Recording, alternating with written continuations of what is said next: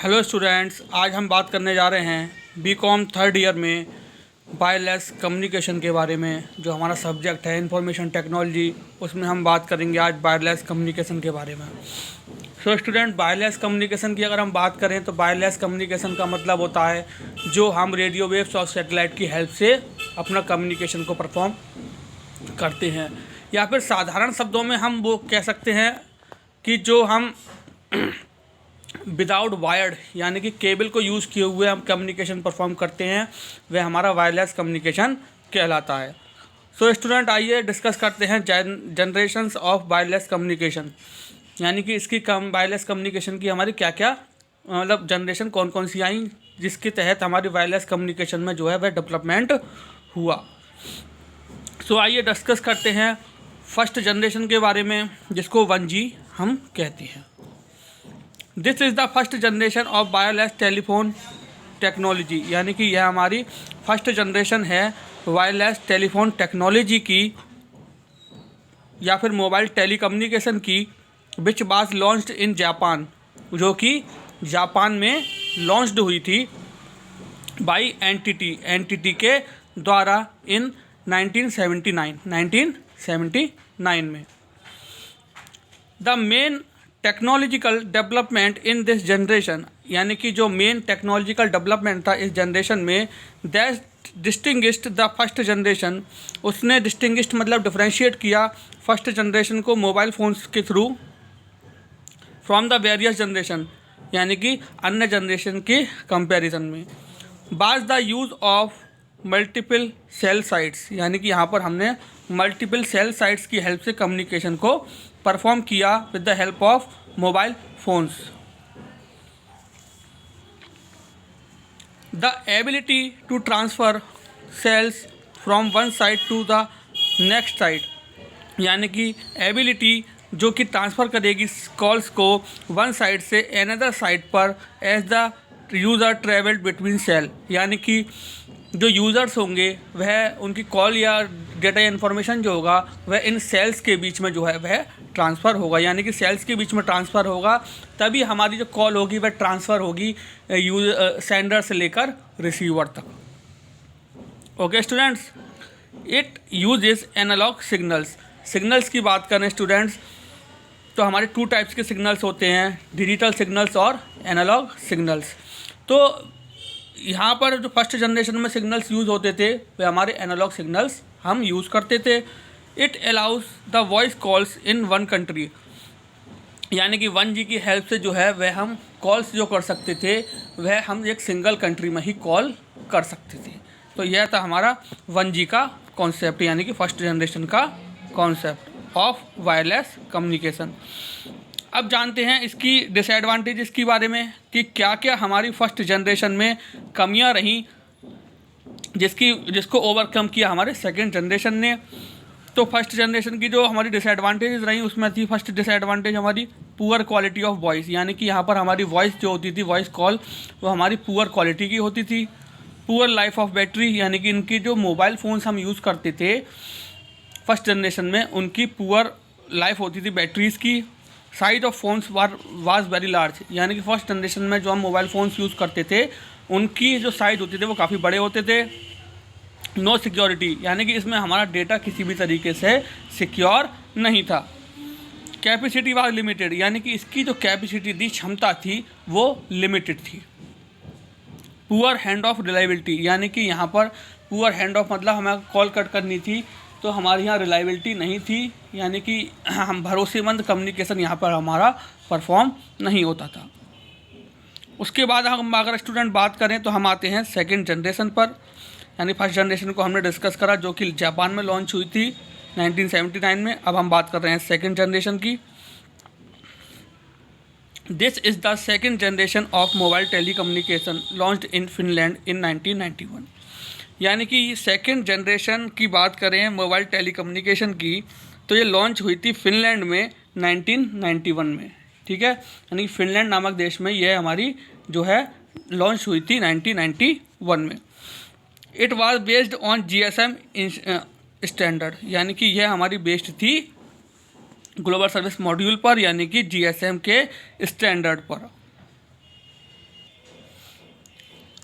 It enables data transmission like as text messaging, यानी कि यहाँ पर हम जो डेटा ट्रांसमिशन था हमारा लाइक टेक्स्ट मैसेज, जैसे कि एसएमएस की जो सर्विस थी वो हमारी सेकंड जनरेशन से शुरू हुई, जिसको हम टेक्स्ट मैसेज को एक एंड से दूसरे एंड पर ट्रांसफ़र करते थे।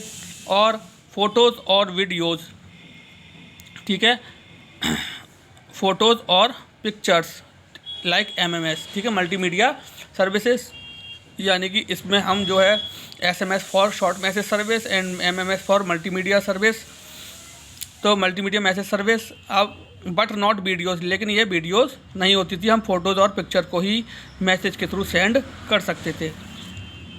It provides better quality and capacity, यानी कि यह जो है हमें अच्छी क्वालिटी की कॉल और कैपेसिटी इसकी फर्स्ट जनरेशन के कंपैरिजन में काफ़ी बेटर थी।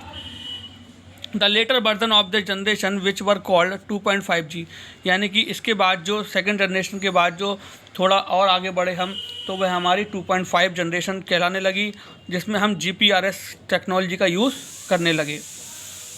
एंड 2.75G पर हम पहुँचे, यानी कि 2.75 जनरेशन पर जब हम पहुँचे थर्ड जनरेशन के करीब, तो वहाँ पर हमने यूजिंग एज, यानी कि enhance data rates for GSM evolution, यानी कि यहाँ पर हमारी जो डेटा ट्रांसफ़र रेट था वह GSM एवोल्यूशन के थ्रू नेटवर्क की हेल्प से काफ़ी अच्छा होने लगा, यानी कि हमारी जो मैसेज की सर्विस थी वह मैसेज की सर्विस काफ़ी ज़्यादा फास्ट हो गई, जिसके थ्रू हमारे टेक्स्ट मैसेज और पिक्चर्स और इमेजेस काफ़ी फास्टली डेटा रेट की हेल्प से, यानी कि नेट की स्पीड की हेल्प से ट्रांसफ़र होने लगे।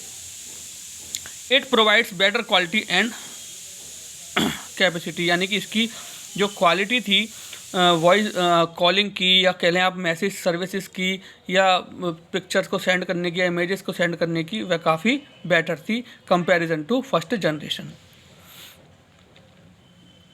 अब आइए बात करते हैं डिसएडवांटेजेस ऑफ सेकेंड जनरेशन, यानी कि सेकेंड जनरेशन में जो हमारी कमियां रही। Unable to handle complex data such as video, यानी कि यहाँ पर वीडियोज़ को हैंडल करना काफ़ी ज़्यादा कॉम्प्लेक्स था, यानी कि यहाँ पर वीडियोज़ को सेव रखना या वीडियोस को डाउनलोड करके एक तरीके से सेव करना या उसको प्ले करना यहाँ पे काफ़ी ज़्यादा कॉम्प्लेक्स था। तो वीडियो यहाँ पर सपोर्ट सेकंड जनरेशन में कम ही होती थी। देन हम बात करें रिक्वायर्ड स्ट्रॉन्ग डिजिटल सिग्नल्स, यानी कि इसको अपना वर्क परफॉर्म करने के लिए, टास्क परफॉर्म करने के लिए स्ट्रॉन्ग डिजिटल सिग्नल्स की आवश्यकता पड़ती थी। अब स्टूडेंट हम आते हैं थर्ड जनरेशन पर। थर्ड जनरेशन की अगर हम बात करें तो इसको 3G बोलते थे, ठीक है। अभी हम 3G कुछ ही सालों पहले 3G मतलब हम टेक्नोलॉजी से इंट्रोड्यूस हुए थे। 3G इस third generation was introduced in early 2000, यानी कि यह हमारे 2000s के समय में लागू हुई थी। 2000 यानी कि ईयर 2000 से कुछ पहले 3G generation. The transmission of data was increased up to 2 megabits per second, यानी कि जब डाटा हम ट्रांसमिशन की बात करें तो हमारा 2 मेगाबिट्स पर सेकेंड का डेटा रेट होता था, जिस स्पीड से हमारा ट्रांसमिशन ऑफ डेटा था परफॉर्म होता था, यानी कि हमारा मैसेजेस जो थे एक जगह से दूसरी जगह तक ट्रांसफ़र होते थे। Which allows you to sending और रिसीविंग लार्ज ईमेल मैसेजेस, यानी कि जो हमें अलाउ करते थे कि हमारे पास लार्ज ईमेल मैसेजेस जो थे उनको हम सेंड और रिसीव जो है इजीली कर सकते थे। The main difference between 3G and 2G is the use of packet switching rather than circuit switching for data transmission, यानी कि जहाँ पर बात करें हम तो 3G और 2G में जो मेन डिफरेंस था वह था हमारा पैकेट स्विचिंग का, जिसको हम सर्किट स्विचिंग के कंपैरिजन में यूज़ करते थे वहाँ पर। ये पैकेट स्विचिंग और सर्किट स्विचिंग जो है स्टूडेंट्स, ये सेंडिंग और फीडबैक का ऑप्शन है। जैसे कि हम मैसेज भेजते थे तो मैसेज का हम पे कन्फर्मेशन मैसेज आता था वापस लौटकर, तो ये हमारा पैकेट स्विचिंग और फीडबैक जो है सर्किट स्विचिंग के अंदर कॉन्सेप्ट आता है फॉर डेटा ट्रांसमिशन के लिए। अब हम बात करें तो फास्ट कम्युनिकेशन होता था यहाँ पे हमारा comparison to second generation. High speed web और मोर सिक्योरिटी, यानी कि यहाँ पर हम बात करें तो इंटरनेट की स्पीड में हमारे इजाफा हुआ, यानी कि इंटरनेट की स्पीड यहाँ पर हमारी सेकंड जनरेशन के कंपैरिजन में बेटर हुई और मोर सिक्योरिटी, और यहाँ पर हमारी सिक्योरिटी भी जो थी, डेटा सिक्योरिटी जो थी हमारी यहाँ पर हमें रिलायबल हुई, यानी कि यहाँ पर हमारा डेटा सिक्योर रहने लगा। वीडियो कॉन्फ्रेंसिंग करने लगे, यानी कि वीडियो कॉन्फ्रेंसिंग हम वीडियो कॉल्स के थ्रू देन 3D गेमिंग का इस्तेमाल करने लगे, यहाँ पर हम 3D गेम्स खेलने लगे। पहले हमारे नॉर्मल गेम्स होते थे मोबाइल फ़ोन में, फिर इसके बाद हम 3D गेम्स का यूज़ करने लगे। देन टीवी स्ट्रीमिंग, यानी कि मोबाइल की हेल्प से हम टीवी को देखने लगे, मोबाइल टीवी देखने लगे। देन फ़ोन कॉल्स करने लगे हम नेट की हेल्प से। Are the features of 3G, ये हमारे बेसिक फीचर्स थे 3G के, यानी कि थर्ड जनरेशन की। डिसएडवांटेज की बात करें तो डिसएडवांटेज में हमारी 3G जो थी वह 2G और 1G के कंपैरिजन में कॉस्टली थी। 2G और 1G के कंपैरिजन में कॉस्टली थी। रिक्वायर्स ऑफ हायर बैंडविड्थ, यानी कि इसको कनेक्ट होने के लिए हाई बैंडविड्थ की ज़रूरत पड़ती थी। एक्सपेंसिव 3G फ़ोन्स, यानी कि इसको एक्सेस करने के लिए हमें एक्सपेंसिव यानी कि महंगे 3G फ़ोन्स को ख़रीदना पड़ता था ताकि हम 3G टेक्नोलॉजी को यूज़ कर पाएँ। Size of cell phones were very large, यानी कि 3G की भी बात करें हम तो 3G में भी हमारे जो सेल फोन्स के साइज़ थे वह काफ़ी बड़े थे। तो स्टूडेंट्स, आज जो हमने डिस्कस करा वो हमने वायरलेस कम्युनिकेशन के बारे में डिस्कस करा कि किस तरीके से वायरलेस कम्युनिकेशन होता है, वह हमारा टास्क परफॉर्म करता है।